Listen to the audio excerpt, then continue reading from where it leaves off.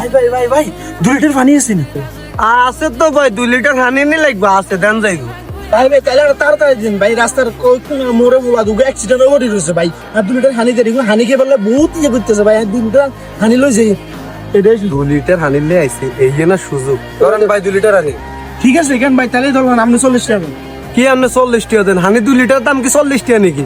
হানি 2 লিটারের দাম হলো 600 টাকা না। কি কোন ভাই, হানি 2 লিটার মাত্র 40 টাকা, আপনি কি কোন, আপনি কি কোন 600 টাকা? নিলে নেন, ন নিলে নাই। হানিকের দাম 600 টাকা উঠবো। 2 কিলোমিটারের ভিতরে কোনো পানির দোকান নাই।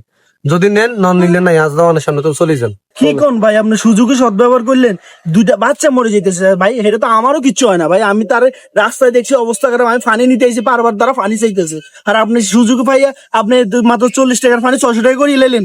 এত গে আনার লিখছে দিয়ে নাই, 600 টাকার নিচে বেচতে মারতো না। নিলে নেন, ন নিলে দোকানের সামনে চলে যান।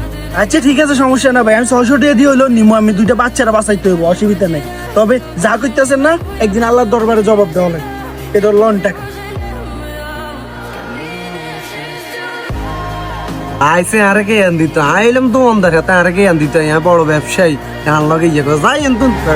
আরে মানুষ, যেখানে মানুষের বিপদে বিনা পয়সায় পানি দেওয়ার কথা, সেখানে একটা পানি 600 টাকা দিয়ে কিনা লাগে।